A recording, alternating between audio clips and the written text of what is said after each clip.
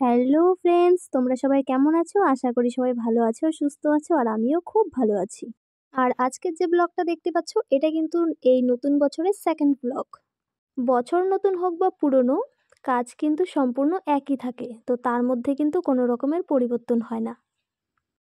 আজ ইচ্ছে হলো চিকেনটা একটু অন্যরকমভাবে করে খাওয়ার। একটু অন্যরকম বলতে মশলা দিয়ে যে চিকেনটাকে মেখে রান্না হয়, তো সেভাবেই করার খুব ইচ্ছে।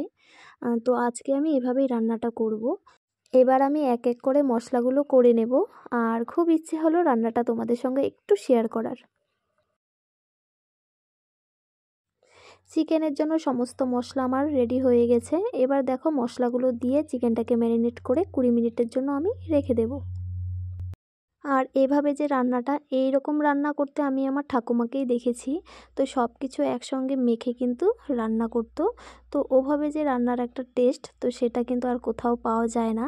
সেই কাঠের উনুনের রান্না আর এভাবে সমস্ত মশলা দিয়ে একসঙ্গে মেখে যে রান্নাটা করতো, তো সেটা মনে হয় এখনও মুখে লেগেই আছে।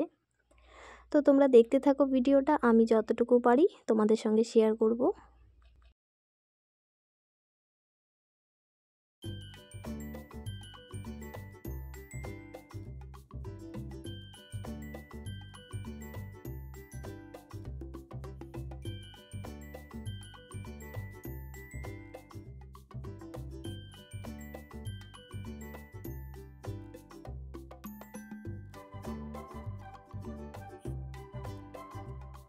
চিকেনে কে কে আলু খেতে পছন্দ করো আমার মতো, সবাই কমেন্ট করে জানাবে।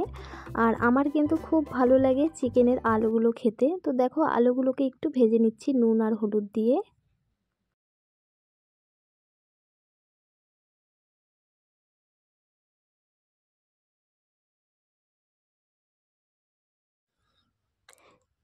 তেজপাতা, শুকনো লঙ্কা ফোড়ন দিয়ে দিয়েছি, আর দিয়ে দিব গোটা গরম মশলা।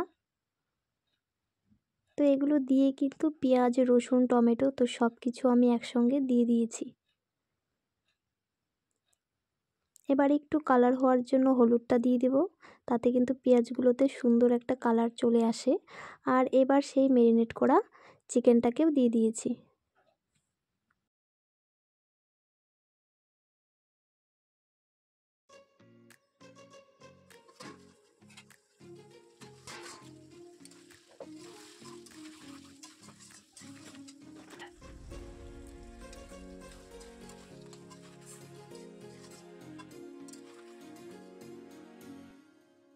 খুব ভালোভাবে কষানোর পর ভেজে রাখা আলুগুলোও দিয়ে দেব। আলুগুলো দিয়ে কিন্তু আর কিছুক্ষণ কষিয়ে নেব, তারপর দিয়ে দেব গরম জল।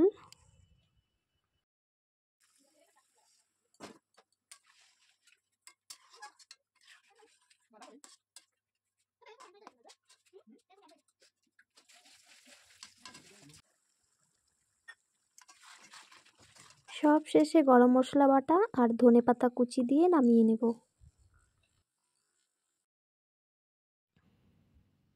তো আমার কিন্তু এদিকে দেখো চিকেন রান্না কমপ্লিট হয়ে গেছে। এবার আরও অন্যান্য যে রান্নাগুলো করছি, তো সেগুলো চলো এক ঝলক তোমাদেরকে দেখিয়ে দিই।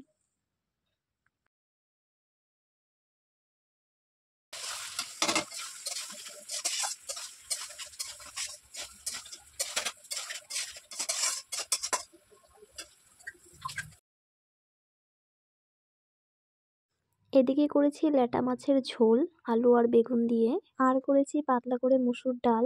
ডালে তোমরা কে কে সবজি খাও জানি না, কিন্তু আমার খুব ভালো লাগে খেতে। তাতে দিয়েছি শিম আর লাউ। আর এদিকে মাছ ভেজে রেখে দিয়েছি, লাউ দিয়ে মাছ করব। এই যে দেখো লাউগুলোকে সরু সরু করে কেটে পেঁয়াজ আর জিরে ফোড়ন দিয়ে বসিয়ে দিয়েছি।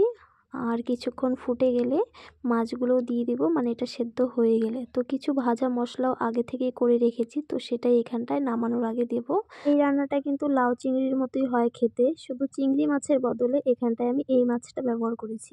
শ্বশুরমশাই আর হাজব্যান্ডের খাওয়া হয়ে গেছে, মেয়েকেও খাইয়ে দিয়েছি। এবার কিন্তু আমি আর মা দুজনেই বসে পড়েছি খেতে।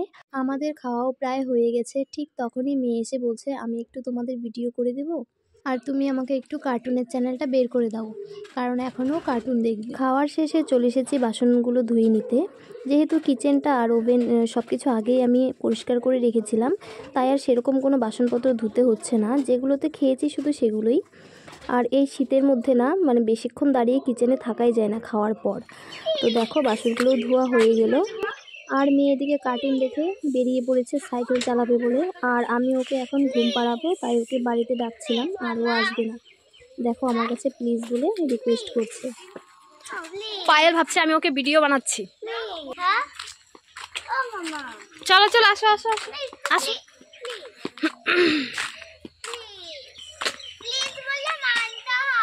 আমি মানতে পারি না গো, আসো।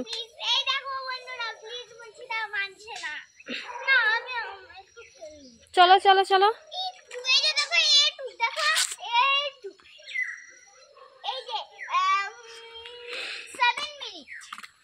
ওরা হচ্ছে আমাকে দেখে পালিয়ে গেল কেন বলো তো? ওরা ভাবছে আমি ওদেরকে ভিডিও বানাচ্ছি, তাই ওরা হচ্ছে পালিয়ে গেছে আমাকে দেখে, মানে ওরা ভিডিওর সামনে আসবে না তাই। তো আমি ওদেরকে বলছিলাম যে আমি ভিডিও বানাচ্ছি না, সামনে আয়, কিন্তু না, ওরা আসবে না।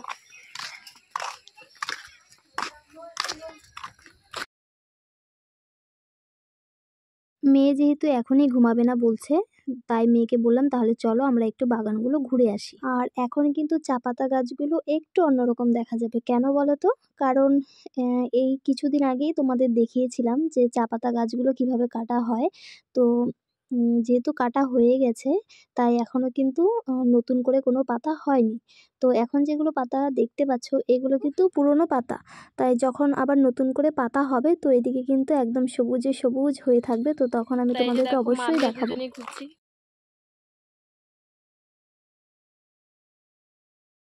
তো অনেক তো ঘোরাঘুরি হয়ে গেল, এবার সোজা চলে যাব বাড়ির দিকে।